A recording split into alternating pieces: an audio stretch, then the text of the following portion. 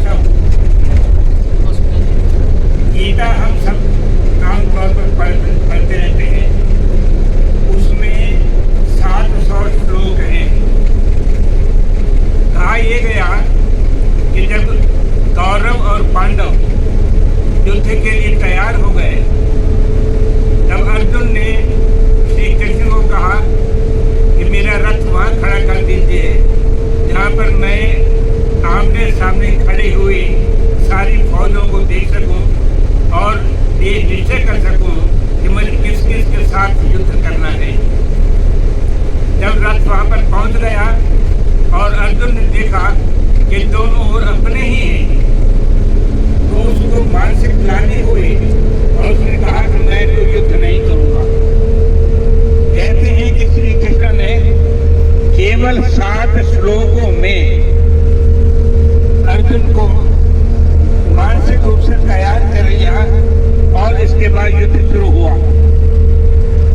उन 7 श्लोकों को महर्षि वेदव्यास ने महाभारत में 700 श्लोकों में बदलकर गीता बनाई।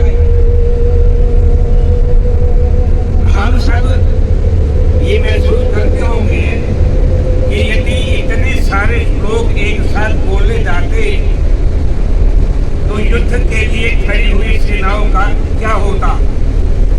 उसका जवाब ये है कि वास्तव में 7 श्लोक बोले गए थे। महर्षि वेदव्यास ने जय में, महाभारत का जो पहला रूप था उसे जय कहते हैं। दूसरा रूप आया विजय या भारत। तीसरा रूप आया महाभारत। उस महाभारत में गीता के नाम से 7 श्लोक आ गए।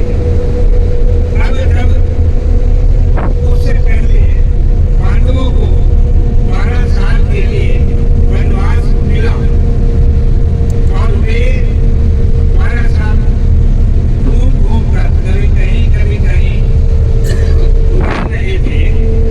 उन दिनों में एक जगह पर भीम की जो 5 पांडवों में नंबर 2 पर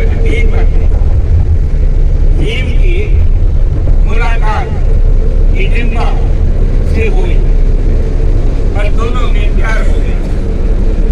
दोनों को माँ कुंती ने शादी करने का आशीर्वाद दिया और चारों पांडव और माँ कुंती आगे चले गए। भीम और हिडिंबा वहीं रह गए।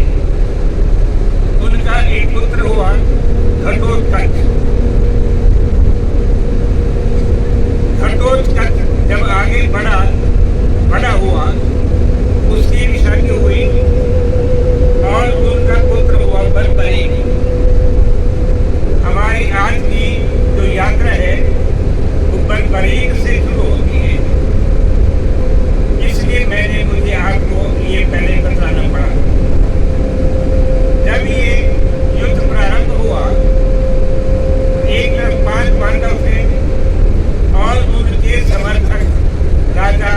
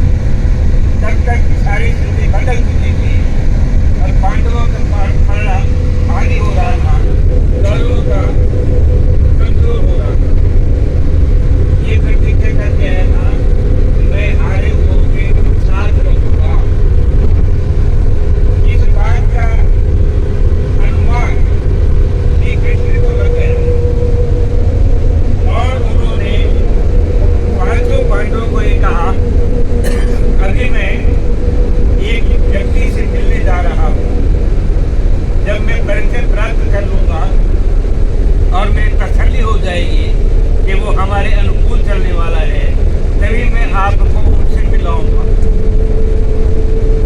और वो ब्राह्मण का वेश धारण करके बरबरी के पास पहुंच गए। बरबरी उस समय पूजा पाठ कर रहा था। जब पूजा कर चुका, उसने आंखें खोली, सामने एक ब्राह्मण देवता उपस्थित थे। उन्होंने कहा कि मैं आपकी क्या सेवा कर सकता हूँ। ब्राह्मण ने कहा, मुझे जो मैं मांगूंगा वही दोगे क्या? दोनों कहते मेरे पास से मैं कुछ भी नहीं है, केवल एक धनुष है और 3 बाण है, इसके अलावा कुछ नहीं है। यदि आपको ये चाहिए तो वो बताइए, या कुछ और चाहिए, यदि मेरे पास होगा तो मैं जरूर दूंगा। तो उन्होंने कहा, मुझे तुम्हारा सिर चाहिए। अब वो कह चुका था कि मैं दूंगा, तो उसने कहा कि मैं तैयार हूँ, लेकिन मैंने आज तक ये सुना है कि ब्राह्मण कभी भी दान में किसी का शीश नहीं मांगता। आप पहले वास्तव में बताओ कि कौन हो, मुझे अपने असली रूप में दर्शन दो, फिर मैं आपको अपना शीश दूंगा। तो श्री कृष्ण अपने वास्तविक रूप में आ गए और उन्होंने कहा कि तुम्हें जो वरदान मिला हुआ है, 3 बाण और 1 धनुष। बाण मिले क्योंकि महादेव से, धनुष मिला अपने देव से, और उनकी विशेषता ये थी, इस धनुष पर चिल्ला चढ़ाकर जो बाण बरबरी चलाएगा, वो बिना शत्रु का विनाश किए वापस नहीं लौट सकता। तो उन्होंने कहा कि यदि तुम चले गए गौरव की तरफ, एक लिहाज से अपने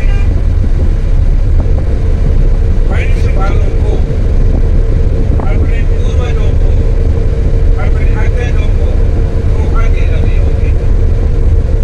इस समय मुझे तुम्हारी इसीलिए चीज चाहिए, क्योंकि इस समय तुम्हें मिलाकर 4 ही व्यक्ति हैं जो परमवीर हैं।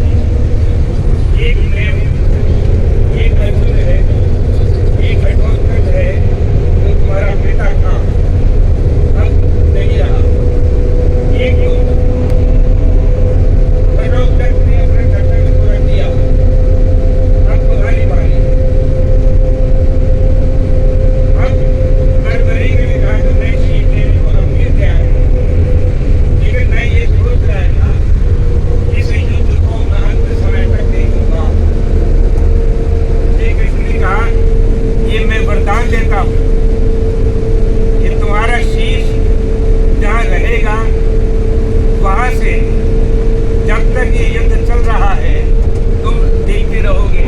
वैसे ही जैसे संजय धृतराष्ट्र को सारा महाभारत का वर्णन सुनाने के लिए तैयार है, वैसे ही दिव्य दृष्टि मैं तुम्हें दूंगा। और बरबरीक ने अपने हाथों से अपना शीश काट कर श्री कृष्ण को दान कर दिया। श्री कृष्ण ने उसी समय उस शीश पर अमृत छिड़क कर वहीं एक टीले पर स्थापित कर दिया और धड़ वहां पहुंच गया जहां हम खाटू श्याम बाबा का मंदिर मानते हैं। यानी शीश पहुंच गया चुलका धाम पे, और धड़ पहुंच गया खाटू श्याम पर। ये श्याम उनका नाम नहीं था, उनका नाम बरबरी था। श्री कृष्ण ने अपना नाम और श्याम मंदिर खाटू था। जब तक युद्ध होता रहा, लगातार बरबरी या श्याम की आंखें देखती रही। वो कुछ नहीं कर सकता था, केवल देख सकता था। उसके मन में किसी प्रकार को भाव भी नहीं आ रहे थे। अब उसी किले के पास पीपल का पेड़ है, उस पेड़ की कहानी इसी से जुड़ी हुई है। श्री कृष्ण ने जब कहा कि मुझे शीश दान चाहिए तुम्हारा, तो बरबरी ने कहा कि आपको ये कैसे पता कि मैं इतने वरदान प्राप्त वीर हूँ? उन्होंने कहा कि मैं पता मुझे सब कुछ है, लेकिन मैं तुम्हें तुम्हारा ज्ञान कराता हूँ। तुम इस पीपल के पेड़ पर अपना तीर चलाओ और अपनी योग्यता को देखो। कहते हैं कि बर्बरीक ने श्री कृष्ण का कहना मानकर उस पीपल के पेड़ पर तीर चलाया और जितने पत्ते थे उन सब में छेद हो गया।